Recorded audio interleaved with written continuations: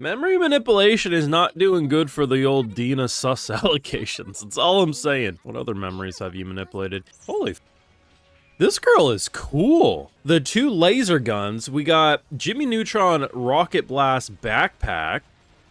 I mean, this game certainly did not function like you would expect. I don't think I've seen this unique of a fight scene in a long time.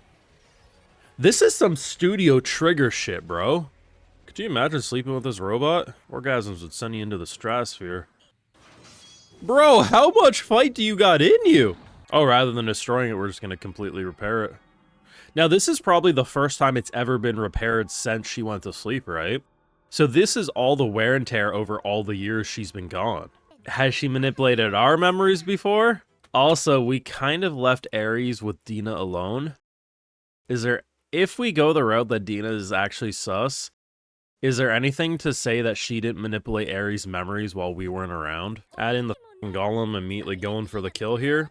She turned them into vegetables, bro. We're gonna get to season 3 of this show, and either Dina's gonna be the #1 ally or the #1 criminal. There's gonna be no in between, you know? Holy shit! #1 hater of the femboys already in the party, okay. I see how they're playing. The more you realize that the trusted characters of the show don't know her or trust her, plus memory manipulation, the worse it gets for her. We ain't beating the allegations, is all I'm saying. So at this point, there's no other way to put it. The sus allegations are beyond sus at this point. The whole show, it's been building incrementally that it's like, okay, Dina as a character, she's gonna ruin shit. But hey, could be red herrings, could be misdirects. And I mean, after last episode where she basically is like, hey, yeah, we're bringing the people along because why not? And it's like, the more, it's like, okay, she just kind of sees people as cannon fodder, it seems. But we come back after sprawling with Libra, right? And she's all worried, like, how am I going to explain to a group of adventurers that this big old guardian is now with me? And we come back and they look like comatose vegetables. And she's like, oh yeah, it's all good. I'm with their memories. There's already been a thing that's been established, but like, to see it in action, she's able to casually do that to adventures. I honestly thought they weren't coming out of it at all. So thankfully, hey, they did come out and they were like, hey, hip hip hooray, we did it. But still, one has to worry.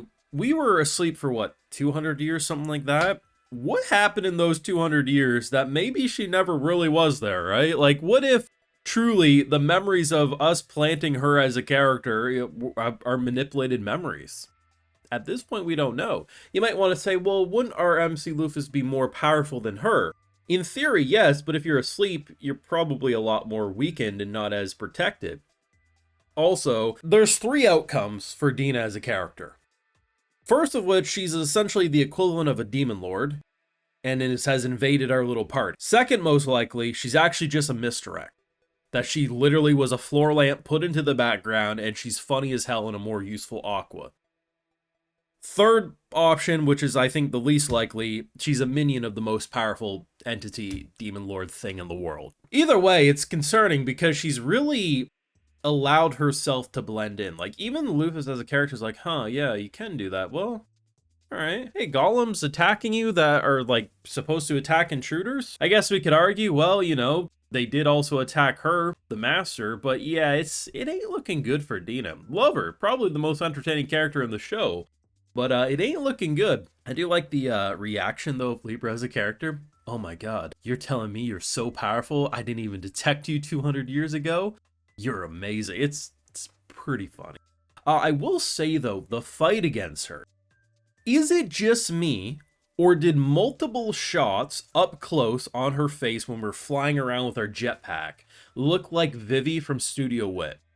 The art style and art direction went so crisp and clean on up-close shots of Libra that literally looked like it was the style of Vivi, and I loved it. Not to mention the actual creativity of the fight was probably the most creative thing I've seen this year. Now, objectively, there are longer and more impressive fights, I'm not going to deny that, but in terms of a robot maid launching Jimmy Neutron backpack, pulls out 2 like ray gun looking things, starts flying around and blasting. It was only a couple of minutes. It was probably even less than that, to be fair, but it was so freaking creative and fun. I might even go as far as to say it's one of the most impressive fights I've seen. And it's so short. It's so sweet and to the point, but I loved it. I really did. And honestly, I was expecting them to drag out the kind of the hero party.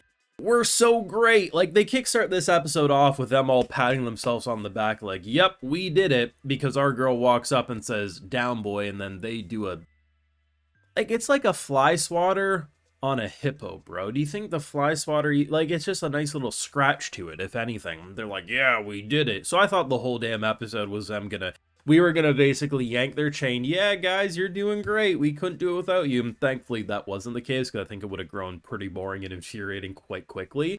But I appreciate the fact that if this was, like, say, your first fantasy anime, right? Like, your first kind of fantasy isekai style world, maybe some things not lasting as long as maybe they would feel like hey, like, we want to see more of the buildup of this party learning the truth. But if you've seen a dozen of these shows, I much prefer them get past this little shit that we've seen time and time again, so we can get to the other type of stuff that we don't get to see too often. And this show, I feel like they take their time on the unique scenarios, and the stuff that's, like, pretty generic, they kind of speed by. And I think that's the appropriate outcome for a show like this. I mean, it's hard to say what an end goal would be, because for us, we're trying to collect the 12 Pokemon, right? That's what I'm going to refer to them as. Once we get all 12, if we assume Dina's bad, is that like we need all of them in one place for some ritual, some evil mastermind plan? Hard to say. Either way, something bad is going to happen when all 12 are collected. Hopefully that RV is going to extend upwards like a England bus, because I don't know if 12 people can comfortably fit. Well, I mean, we could probably all sit in there, but, like, how would they all sleep, you know?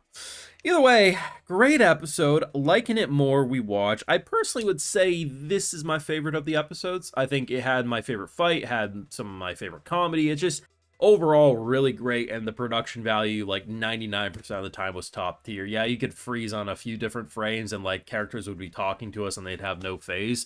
But I mean, the rest of the episode was looking so goddamn great. Why would I criticize that? Like, it's a small little blip in a near perfect episode, if you ask me. Great episode, though. You can let me know what you thought down below. And in terms of your sus allegations towards Dina, I mean, I feel like we were all probably at, like, close to 90% minimum and maybe even 99% maximum at, like, before this episode. So after this episode, I'm not saying it's 100%, but, like, we're pretty much like Libra saying, like, you might be her. I'm 99.998%. Like, that's kind of how I feel towards Dina being sus at this point. You know what I mean? So your thoughts. Drop a like, share, support, subscribe if you're new around your patrons, where you can catch those full live reactions, all this and more. And hey, I also like to give video shoutouts to my patrons. Alright, so today we got Jack Witt, The Holy Crusader, Oreo, Jack, Alexander Schulman, Muffins978, Naruku, King Taz, The Unseen Truth, and we also have The King. So I appreciate the support, everyone. Please take care. Y'all have a good one.